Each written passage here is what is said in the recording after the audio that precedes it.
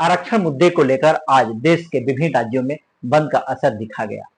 यदि हम बात करें बिहार में, तो बिहार में कई स्कूल बस में आग लगाने का प्रयास किया गया, कई चौक चौराहे पर आगजनी की गई, कई जगह ट्रेनें भी रोका गया, कई तरह हम यह कहें कि भारतीय जो संपत्ति है उसको भी नुकसान पहुंचाया गया। देखिए एक रिपोर्ट। सुप्रीम कोर्ट के आरक्षण में क्रीमी लेयर लागू करने के फैसले के खिलाफ दलित संगठनों की ओर से आज भारत बंद बुलाया गया था। गोपालगंज में प्रदर्शन के दौरान एक स्कूल बस फंस गई, सड़क पर आगजनी की गई थी। प्रदर्शनकारियों ने बस को आग के ऊपर से निकाला। इस दौरान बस में 20 से ज्यादा स्कूल बच्चे मौजूद थे। गनीमत रही कि बस में आग नहीं लगी, नहीं तो बड़ा हादसा हो सकता था। गोपालगंज एसपी स्वर्ण प्रभात ने कहा कि पहचान कर एक एक व्यक्ति पर कार्रवाई की जाएगी। इधर पटना में प्रदर्शनकारियों पर पुलिस ने लाठीचार्ज कर दिया। इस दौरान डाकबंगला चौराहे पर पुलिस वालों ने पटना सदर एसडीएम श्रीकांत कुंडली खांडेकर को गलती से डंडा मार दिया। पटना प्रदर्शनकारियों में हिंदू होते हुए डाकबंगला पहुंचे। पुलिस बैरिकेडिंग कर इन्हें रोकने की कोशिश की, लेकिन प्रदर्शनकारियों ने बैरिकेडिंग तोड़ दी। प्रदर्शनकारियों को रोकने के लिए वाटर कैनन का इस्तेमाल भी किया गया। वहीं बक्सर में सिविल कोर्ट के जज की गाड़ी को प्रदर्शनकारियों ने रोक दिया। लाठी डंडे के साथ प्रदर्शनकारियों गाड़ी के आगे खड़े हो गए। इधर दरभंगा में भी बिहार संपर्क क्रांति एक्सप्रेस को रोक दिया गया। प्रदर्शनकारी ट्रेन पर चढ़कर केंद्र सरकार के खिलाफ नारेबाजी कर रहे थे। मधुबनी में भी प्रदर्शनकारियों ने दानापुर जयनगर इंटरसिटी एक्सप्रेस को रोक दिया। औरंगाबाद में बंद को सफल बनाने के लिए दुकानदारों के साथ मारपीट भी की गई। जहानाबाद में पुलिस और प्रदर्शनकारियों के बीच नोकझोंक हुई। पूर्णिया में सड़क पर आगजनी की गई। यहां से सांसद पप्पू यादव भी बंद का समर्थन किया।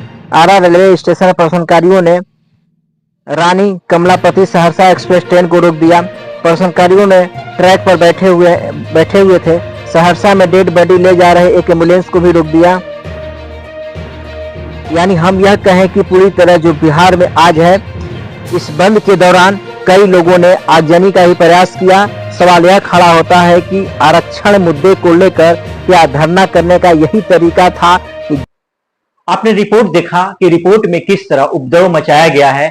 यह बताया जा रहा है कि असामाजिक तत्वों ने इस तरह का उपद्रव किया है। सवाल यह खड़ा होता है कि जब आप इस तरह का प्रदर्शन करते हैं तो उसमें असामाजिक तत्व कहां से आ जाएंगे। दूसरी बात, जब आप किसी को आमंत्रित करते हैं तो आप ये नहीं कहते हैं कि आपको नहीं आना है, इनको आना है, क्योंकि उसमें सभी लोग आते हैं, कई तरह का लोग उसमें आते हैं। आज जो आपने कई जगह तस्वीरें देखी, उसमें लाठी डंडे लोग लेकर पहुंचे हुए थे। तो मेरा कहने का मतलब है, क्या प्रदर्शन करने का यही तरीका है? क्या ये जायज है कि आप इसी तरह का अपना जो है मांगते रहेंगे? जो सुप्रीम कोर्ट ने यह कहा है कि क्रीमी लेयर का मतलब होता है, आप साफ समझ लीजिए, सुप्रीम कोर्ट ने साफ तौर पर कहा है कि बाबा साहब अम्बेडकर ने जो संविधान बनाया, उस संविधान के तहत सभी लोग गरीब थे, सभी लोग अशिक्षित थे, उनको आरक्षण दिया गया था। लेकिन इसी समाज, इसी वर्ग के लोग अब अच्छे जॉब में है, कोई आईएएस है, कोई डॉक्टर है, इसीलिए क्रीमी लेयर बनाया गया कि वैसे लोगों को आरक्षण की जरूरत नहीं है। आरक्षण वैसे लोगों को जरूरत है जो अभी भी वास्तव में गरीबी के कगार पर जी रहे हैं। अब उनके पास खाने के लिए रोटी नहीं है, उनकी एजुकेशन के लिए पैसा नहीं है, वैसे लोगों को आरक्षण मिलना चाहिए। जबकि हम यह कहें कि एससी और एसटी को मिला के 27% जो है भारत सरकार आरक्षण देती है। लेकिन राज्य की बात करें तो विभिन्न राज्यों में विभिन्न तरह का आरक्षण है। लेकिन जिस तरह आपने तस्वीरों में देखा, जिस तरह लोगों ने आज उपद्रव किया है, तो मुझे नहीं लगता है कि ये तरीका है। लोगों को तो इसमें लड़ना चाहिए कि जो एजुकेशन हो, एजुकेशन में आरक्षण मिलनी चाहिए, वो भी सभी वर्ग के लोगों को मिलना चाहिए, एक खास वर्ग के लोगों को नहीं मिलना चाहिए। क्योंकि बाबा साहब अम्बेडकर सभी वर्ग के लिए थे, वो सभी वर्गों के लिए उन्होंने कानून बनाया था। महादलित के लिए इसलिए कानून बनाया था कि क्योंकि अशिक्षा समाज शिक्षित थे, वो पूरी तरह से वो कुछ नहीं कर पाते थे, अपनी बातों को नहीं रख पाते थे, इसलिए उनको आरक्षण दिया गया था। लेकिन आज महादलित परिवार अच्छे पद पर है। आज महादलित परिवार की हम बात करें तो आप देखिए कि जीतन राम मांझी महादलित परिवार से आते हैं, वो मुख्यमंत्री बने बिहार के। ऐसे कई हैं, कई लोगों का नाम है जो मुख्यमंत्री बने, अभी राष्ट्रपति हैं, वो आदिवासी से हैं। तो हम ये भी कह सकते हैं कि जिस तरह आदिवासी हो या एससी समाज हो, तमाम जो है आगे बढ़ते नजर आ रहे हैं। लेकिन देखिए कि डॉक्टर प्रदीप रंजन एक महादलित के नेता है, जेडीयू के नेता है, उन्होंने क्या कहा आज आगजनी के मामले पर। आज जो आरक्षण बुलाया गया तो वो शांतिपूर्ण आरक्षण का आह्वान दलित संगठन ने किया था, लेकिन कुछ असामाजिक तत्व जो है इसमें घुसकर जो है उपद्रव करने का काम किया। ये सरासर गलत है। संवैधानिक अधिकार बाबा साहब ने जो दिया है कि आप अपनी बात संविधान के दायरे में रख के दे सकते हैं, इसके लिए उपद्रव जो है कि कहीं से सही नहीं चीज। तो आप लोग का आरक्षण किस तरह चाह रहे हैं? आरक्षण अभी माननीय सुप्रीम कोर्ट जिस तरह से जो है कि आरक्षण में वर्गीकृत कर रहे हैं, क्रीमी लेयर ला रहे हैं, इसके विरोध में जितने भी दलित संगठन हैं इसका विरोध कर रहे हैं। अब चूंकि बाबा साहब भीमराव अम्बेडकर जो हैं सामाजिक स्तर पर आरक्षण देने का प्रावधान किया था, लेकिन अभी भी हम लोग मानते हैं कि सामाजिक स्तर जो है दलित समाजों का कहीं न कहीं जो है कि अभी भी पिछड़ा हुआ है और सामाजिक बहिष्कृत भी कुछ लोगों के द्वारा किया जाता रहा है। इसलिए जो है जैसे एक तरफ आपके द्वारा कहा जा रहा है कि अभी भी समाज पीछे है, तो लेकिन आपके समाज बहुत से महादलित है, अच्छे अच्छे पद पर कार्य कर रहे हैं, तो क्या लगता है कि उन्हीं लोगों के लिए न क्रीमी लेयर किया जा रहा है? क्या लगता है कि वैसे लोगों के लिए नहीं होना चाहिए? क्या वैसे लोगों का आरक्षण मिलना चाहिए? देखिए, ये उन लोगों की बात नहीं है, ये सामाजिक स्तर की बात है। रह गया सवाल कि जो लोग इस समाज के सुदृढ़ लोग हैं तो उनको आरक्षण न मिले, ये बात माननीय सुप्रीम कोर्ट कह रही है, लेकिन सामाजिक स्तर जो जिस समाज से बिलोंग करते हैं और अदर समाज वाले जिस तरह से उन लोग के साथ बिहेव करते हैं, इसके लिए बाबा साहब ने आरक्षण का प्रावधान किया था।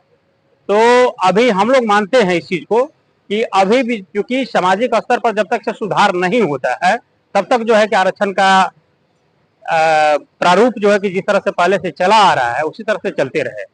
क्योंकि जब भी आरक्षण की बात होती है तो मेरा अपना पर्सनल मानना है कि सरकार चाहे, माननीय सुप्रीम कोर्ट चाहे, तो दलित समाज ये भी कहते आ रही है कि आरक्षण पूर्ण रूपेण बंद हो जाए, लेकिन सामान्य शिक्षा, समान व्यवस्था की मांग करते आ रही है। तो हम लोग पुरजोर ढंग से ये बात कहेंगे कि आरक्षण समाप्त किया जाए, लेकिन सामान्य शिक्षा और समान व्यवस्था लागू कर दे। कहीं से कोई हम लोगों को दिक्कत और तकलीफ नहीं होगी कि आरक्षण समाप्त कर दिया जाए। आपने देखा कि डॉक्टर प्रदीप रंजन ने क्या कहा। उन्होंने कहा कि अगर सबको एक समाज में ढाल दिया जाए तो आरक्षण की मांग हम लोग नहीं करेंगे। लेकिन जिस तरह डॉक्टर साहब ने कहा कि आरक्षण की मांग नहीं करेंगे, ऐसा नहीं कि उनके कहने से आरक्षण यहाँ से खत्म हो जाएगा। आरक्षण तो मिलना चाहिए, लेकिन वैसे लोगों को मिलना चाहिए तो आखिर जो पिछड़ा सभी वर्ग, सभी जाति को मिलना चाहिए।